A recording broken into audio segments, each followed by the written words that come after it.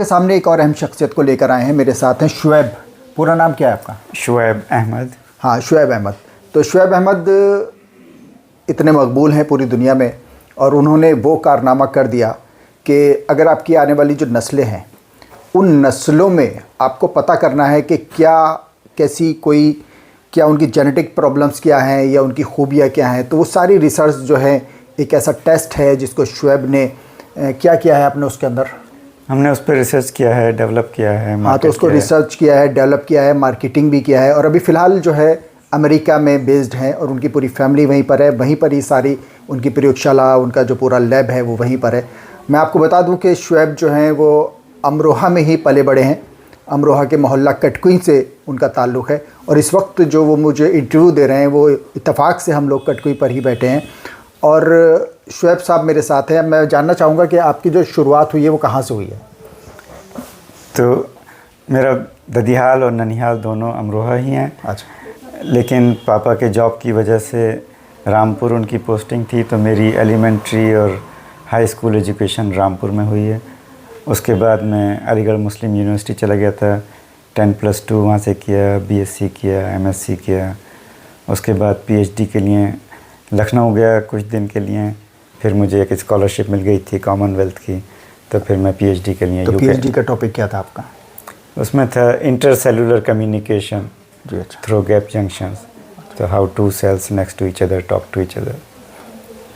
तो पीएचडी करने के बाद आपको स्कॉलरशिप मिली और स्कॉलरशिप से आप कहाँ गए फिर? पीएचडी के दौरान भी स्कॉलरशिप थी, फिर उसके बाद पोस्ट डॉक्टरल फेलोशिप कहलाती है, वो फेलोशिप मिली, तो फिर मैं लॉस एंजलिस चला गया था यूएसए में। अच्छा, कितनी उम्र थी आपकी जब आप यहाँ से अमरोहा से लॉस एंजल्स गए? अमरोहा से तो मैं अलीगढ़ गया था कोई 13.5 साल की उम्र में, तो हाई स्कूल करने के बाद पढ़ाई के लिए चले गए आप? जी। हाँ। और वहाँ से मैं अमेरिका गया था, अलीगढ़ से अमेरिका गया था 20 साल की उम्र में। जी। अच्छा, अमेरिका 20 साल की उम्र में चले गए थे? एक्चुअली मैं गया था यूके पहले पीएचडी करने के लिए 20 साल की उम्र में, फिर 24 साल की उम्र में अमेरिका पोस्ट डॉक करने के लिए। तो वहाँ जाके किस चीज़ में आपने एडमिशन लिया और क्या किया अमेरिका जाकर? तब तक एजुकेशन मेरी कंप्लीट हो गई थी, तो वो पोस्ट डॉक्टरल फेलोशिप कहलाती है जी। उसमें एक तरह से फैकल्टी पोजीशन होती है। उसके बाद उसी में ग्रो किया, रिसर्च की और एक और इंस्टीट्यूट वहाँ पे ज्वाइन की जो कि स्पेशलाइज थी हियरिंग रिसर्च में। तो फिर मेरा वहाँ से topic specialised on hearing research बन गया। तो हमें पता चला है आपके जो कज़िन हैं दानिश इंजीनियर, उन्होंने हमें बताया कि आप अमेरिका में कुछ ऐसी आपने खोज की है कि जिससे आप किसी की भी जेनेटिक जो बीमारी हो या फिर कोई खूबी हो उसके बारे में आप पता लगा लेते हैं। तो ये क्या है, क्या इसका प्रावधान क्या है इसका? जी, तो मैं वहाँ पे हियरिंग पे रिसर्च कर रहा था। जी। तो हियरिंग में ये होता है कि जब न्यू बॉर्न होते हैं तो उनका हियरिंग टेस्ट होता है। थोड़ा सा हिंदी में बताएं दर्शकों को हमारे, ताकि वो समझ सकें। जी, तो जब नए बच्चे पैदा होते हैं तो उनके कुछ स्टैंडर्ड टेस्ट होते हैं कि उनके अंदर ये बीमारियां तो नहीं हैं। जी। उसमें से एक हियरिंग का भी होता है कि वो सुन सकते हैं या नहीं सुन सकते। अच्छा अच्छा अच्छा अच्छा। तो क्योंकि उस वक्त तो बात कर नहीं सकते हैं, तो उनका जो भी तरीका है उसका हियरिंग टेस्ट का वो होता है। अच्छा। तो अगर उस वक्त वो अपना हियरिंग टेस्ट फेल कर जाते हैं जी, तो इसका मतलब कि वो बॉर्न डेफ हैं। जी। तो फिर उनका कॉज पता करने के लिए कि ये क्यों डेफ पैदा हुए हैं, जी। इसका मतलब कोई जेनेटिक कॉज है, जी। तो वो पता करने के लिए उनकी डीएनए की टेस्टिंग होती है जी। सीक्वेंसिंग के ज़रिए। तो हम उसमें इन्वॉल्व थे। तो उन न्यूबॉर्न्स के हियरिंग कॉजिंग जीन्स जिनकी वजह से हियरिंग लॉस होता है, तो उसको सीक्वेंस करते थे। जी। उसमें कॉम्प्लिकेशन ये थी कि वो कई जीन्स इन्वॉल्व थे। तो अगर पहले जीन में अगर टेस्ट नेगेटिव आया तो फिर दूसरे जीन को करें, अगर वो नेगेटिव आया तो तीसरे को। तो इस चैलेंज को हमने फेस किया। तो उसमें उसी ज़माने में और साइंटिफिक डेवलपमेंट हो रहे थे। तो पहले तो हमने ट्रेडिशनल सीक्वेंसिंग करते थे, उसके बाद नई टेक्नोलॉजी आई, उसको नेक्स्ट जन सीक्वेंसिंग कहते थे जी। तो उसको हमने इस्तेमाल किया। तो उसमें ये हुआ कि जितने भी जैसे कि अगर 100 जीन्स डेफनेस कॉज करते हैं तो हम 100 जीन्स को एक साथ सीक्वेंस कर सकते थे जी। और उसकी कॉस्ट भी उतनी ही आती थी जो एक जीन को सीक्वेंस करने की आती थी। तो वो हमने एक मेथड डेवलप किया तो जिसमें काफ़ी टाइम भी बचा और कॉस्ट भी बची और पेशेंट्स को जल्द से जल्द आंसर मिल गया उनके क्वेश्चन का। तो ये जैसे बच्चे पैदा हो गए उसके बाद फिर आपने पता किया कि ये इनको ये बीमारी है और इस वजह से है। जी। तो क्या कोई ऐसी भी चीज़ सामने आई है कि बच्चा जैसे पैदा होने वाला है तो उससे पहले ही इस चीज़ को पता कर लिया जाए ताकि वो बीमारी या वो कमी उसकी दूर की जा सके या उस बच्चे को उस चीज़ को रोका जा सके? क्या ऐसा भी कुछ दुनिया में कोई ऐसी प्रयोगशाला में कहीं हो रहा है ऐसा? जी। यानी कि बच्चे के पैदा होने से पहले? जी, वो भी उसी टेस्ट के ज़रिए उसका जवाब मिल सकता है। जी। अच्छा। तो उसमें जब मदर प्रेग्नेंट है जी। तो 2 या 3 महीने के बाद उसके ब्लड में दोनों के डीएनए आने लगते हैं। जी। अच्छा। मदर के भी और फीटस के भी। बच्चे के ब्लड के अंदर? जी। तो वो लिया जा सकता नहीं, है? मदर के जी ब्लड के अंदर। अच्छा। तो मदर का ब्लड सैंपल अगर लिया जाए तो उसमें दोनों के डीएनए होते हैं। जी। अच्छा। मदर के भी और फीटस के भी। जी। अच्छा। तो उस वक्त उस स्टेज पर भी सीक्वेंस करके पता किया जा सकता है कि किसी जीन में डिफेक्ट या म्यूटेशन तो नहीं है। तो वो अर्ली स्टेज में पता कर सकते हैं। तो उसको दूर करने का भी कोई तरीका? वो एक डिफरेंट टॉपिक हो जाता है जी। थेरेप्यूटिक, तो वो मेरा स्पेशलाइजेशन तो नहीं है जी। लेकिन उसकी अप्रोचेस हैं। जीन थेरेपी है, उसमें थोड़ा सा इन्वॉल्वमेंट हमारा भी रहा है एटलीस्ट माइस लेवल, क्योंकि मैं तो रिसर्च कर रहा था। जी। तो उसके हैं इलाज, जीन थेरेपी एक उसका इलाज है। अभी मैं कहीं पर सोशल मीडिया पे पढ़ रहा था कि अब माँ और बाप की एक चॉइस होने लगी है कि उनके बच्चे की आंखें नीली होनी चाहिए और बाल ब्राउन होने चाहिए और मतलब रंगत और उसकी खतकाठी को लेकर एक नई सोच आई है माँ बाप के अंदर। तो ये आपके सामने आई इस तरीके की कोई बात? मैं डायरेक्टली तो इन्वॉल्व नहीं रहा उसमें, लेकिन ख़बरें में भी के ज़रिए जो भी मुझे पता चला है तो वो उसमें मेरे ख्याल से वो इन विट्रो फर्टिलाइजेशन वाली क्लिनिक उस सवाल का जवाब दे सकती है। जी। अच्छा। तो उसमें वो स्पर्म और एग का जो डेटाबेस है उनके पास, तो उनकी ट्रेट्स उसमें उनके लिस्टेड हैं, तो उस बेसिस पे वो बता सकते हैं कि भाई क्या क्या इसका फ्यूचर रहेगा। चलिए, तो हमें ये पता चला कि आप अमेरिका में थे तो वहाँ पर रवीश कुमार जी ने भी आपका इंटरव्यू लिया था। जी। तो उसके बारे में थोड़ा सा बताएं कि उनसे आपकी क्या बातचीत हुई? रवीश कुमार को भी काफ़ी लोग सुनना चाहते हैं, फिर आपका उन्होंने इंटरव्यू लिया तो कुछ तो आपके अंदर ऐसा देखा होगा उन्होंने और शायद यही उनका टॉपिक रहा होगा जिस पे हम और आप बात कर रहे हैं। जी, वो बहुत अच्छा एक्सपीरियंस रहा उसमें। जी। एक इवेंट थी, उसमें हमने उनको इनवाइट किया था एज ए चीफ गेस्ट। जी। तो उसके ज़रिए उनके साथ टाइम गुजारने का मौका मिला। तो वो बहुत इन्होंने कंफर्टेबल फील किया हम लोगों के साथ, पूरे ग्रुप के साथ। तो इसलिए उन्होंने हमारे साथ टाइम भी ज़्यादा गुजारा। तो उसी क्योंकि उनको we were the host, we were taking care of them, उनको ले जाने आने में। जी। तो उसी बीच मेरी लैब में जाने का मौका मिला। अच्छा, रवीश कुमार गए आपकी लैब में? जी। अच्छा।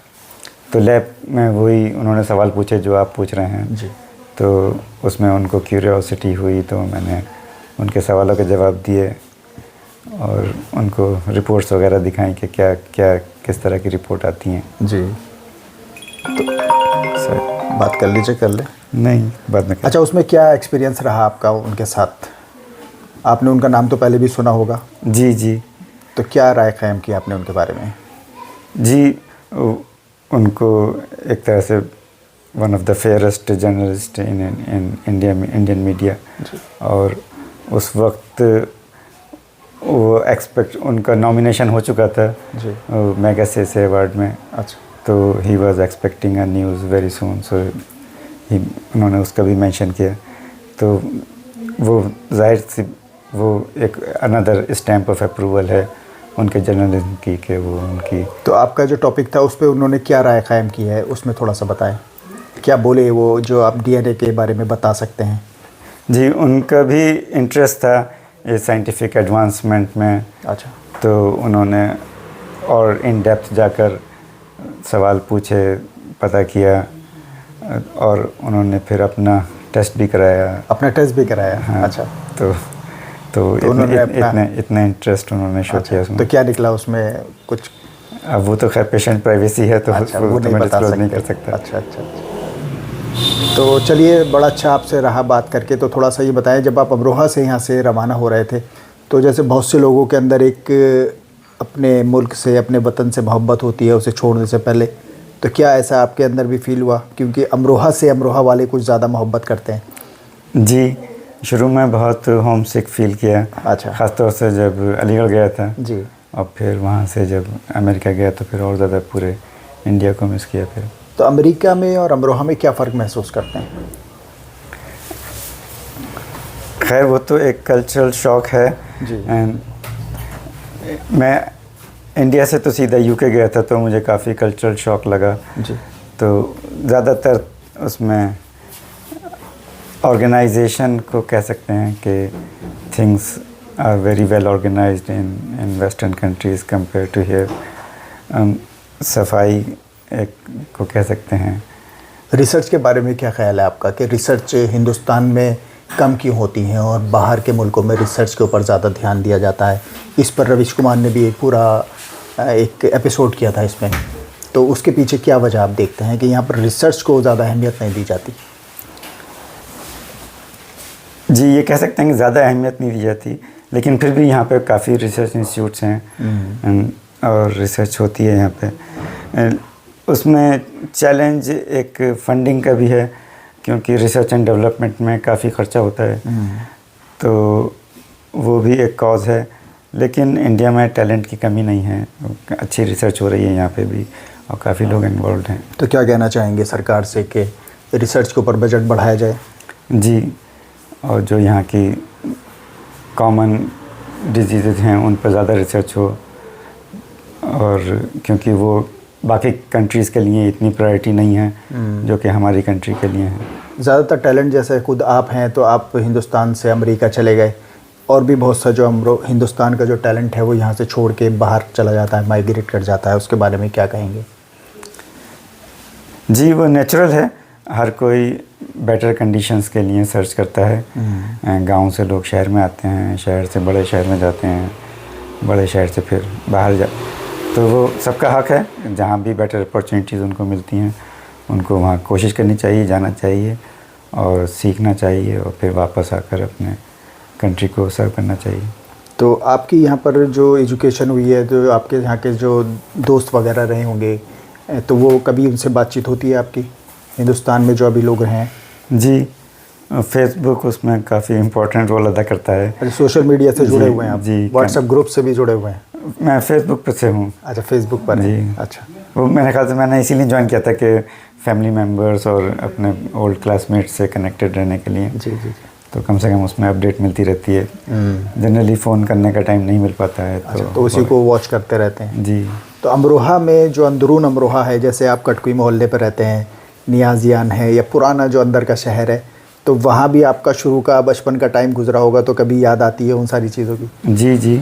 अब जैसे मैं आया हूँ, मैं 8 साल बाद आया हूँ, तो मैं वही सड़कें जहन में घूमती हैं। अच्छा। कि जिन पे हम बचपन में वॉक किया करते थे। जी। अब डेवलप हो गई हैं, पॉपुलेशन बढ़ गई है। अच्छा। और कंजस्टेड हो गया है। तो कितनी तब्दीली है अब अमरोहा में और पहले के अमरोहा में?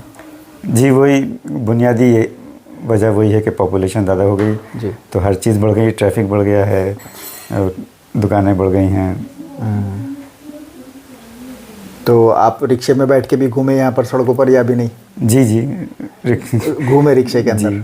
वो अच्छा चल गया है, ई रिक्शा। अच्छा, ई रिक्शा। पॉल्यूशन भी नहीं होता है। अच्छा, उसमें मुझे पसंद आया कि उसमें काफ़ी लोगों को जॉब भी क्रिएट तो अमेरिका में क्या रहता है ट्रांसपोर्ट के लिए, आपका आने जाने के लिए?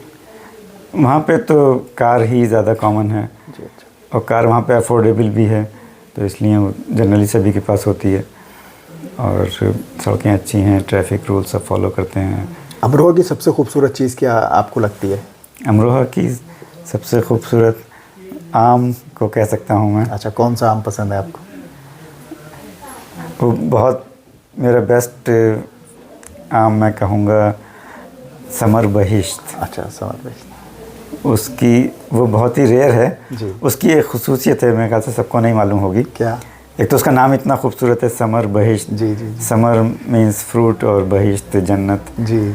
उसकी एक खुसूसियत यह है कि वो जब राइप होता है, जब उसका टॉप गल जाता है। हाँ बिल्कुल बिल्कुल सही अच्छा, कहते हैं। आप जानते हैं इसके बिल्कुल, बारे में? मैं जानता हूँ उसके बारे में। तो उसको खाने का तरीका यही है कि पहले आप टॉप उसका काट हाँ, कर लोग फेंकें। समझते हैं वो ख़राब हो गया, जी। लेकिन वो तैयार ही तब होता है जब उसका टॉप जी, जो है जी, थोड़ा जी। सा गल जाता है।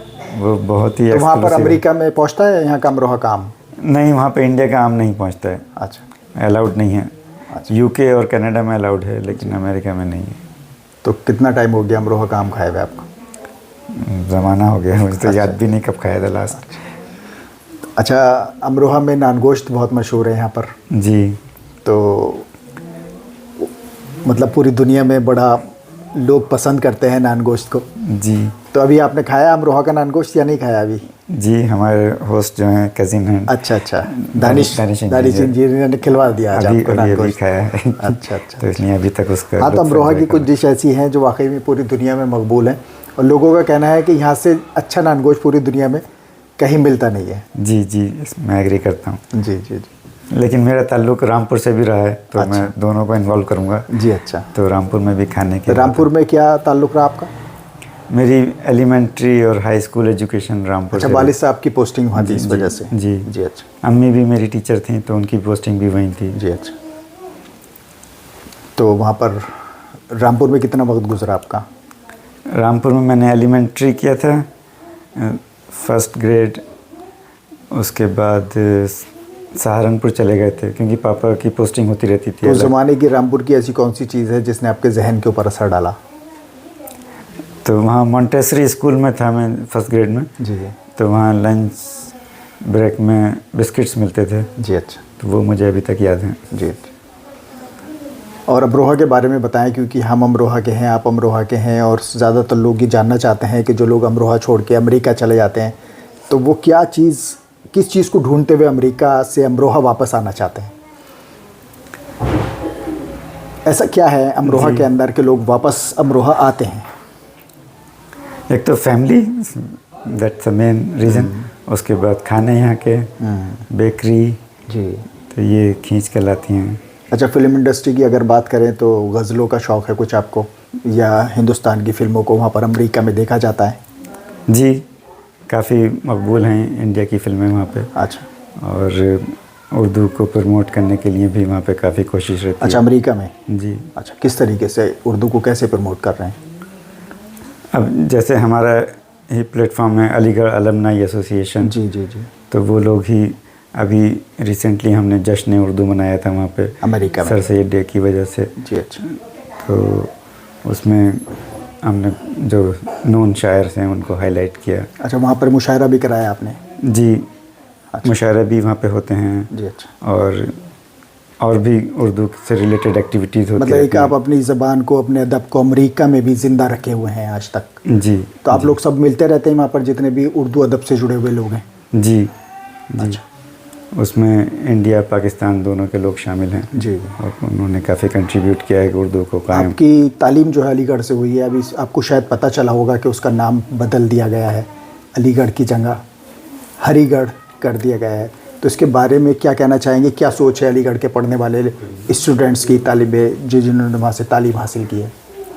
जी, वो कंटेंट तो नहीं चेंज कर सकते, वो तो सिर्फ लेबल चेंज किया है। मतलब वो दिल से जी। अलीगढ़ नहीं निकाल सकते? जी।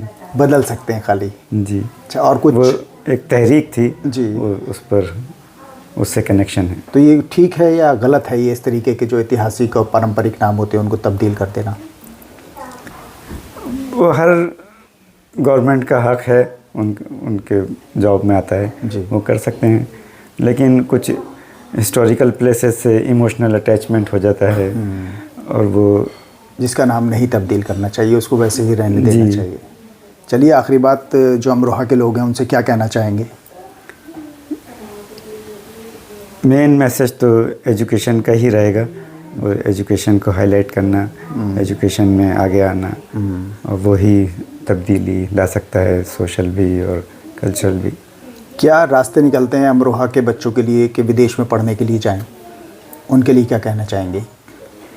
जी, वो मेरी भी स्टोरी है। तो जब हमने हाई स्कूल किया तो हमने भी ख्वाहिश थी कि हम भी, क्योंकि सुनते थे कि वो वेस्टर्न कंट्री ज़्यादा डेवलप हैं। जी जी। तो हमने भी कोशिश की तो उनकी कॉन्सुलेट से कांटेक्ट करें, उनके कल्चरल सेंटर से, हर कंट्री के जो कंट्री का सेंटर है यानी कि उनके एम्बेसडर वगैरह। जी। अच्छा। एक तो कॉन्सुलेट है तो वो तो वीज़ा और अदर अफेयर्स में फोकस होता है। जी। एक उनका कल्चरल सेंटर भी होता है। जी अच्छा, कल्चर सेंटर भी जी, होता है। तो जी, उनका काम होता है ये सोशल एंड कल्चरल एक्सचेंज। जी अच्छा। तो दैट इज़ द राइट तो फोरम। जो बच्चे जामिया यूनिवर्सिटी के, अलीगढ़ यूनिवर्सिटी के या जो अदर्स यूनिवर्सिटी के हैं, तो उनके लिए आपका ये मैसेज है जी। कि वो उनसे ताल्लुक़ कायम करे जी। अगर उनको फ़ौरन में आप ही की तरह जी। पढ़ने के लिए बाहर जाना है तो। जी, they have the authority and they have the material. जी। वो अच्छी तरह से गाइड कर सकते हैं। जी। और आपके हर सवाल का जवाब दे सकते हैं। सुरक्षित होता है बाहर जाना बच्चों का, बच्चियों का विदेश में?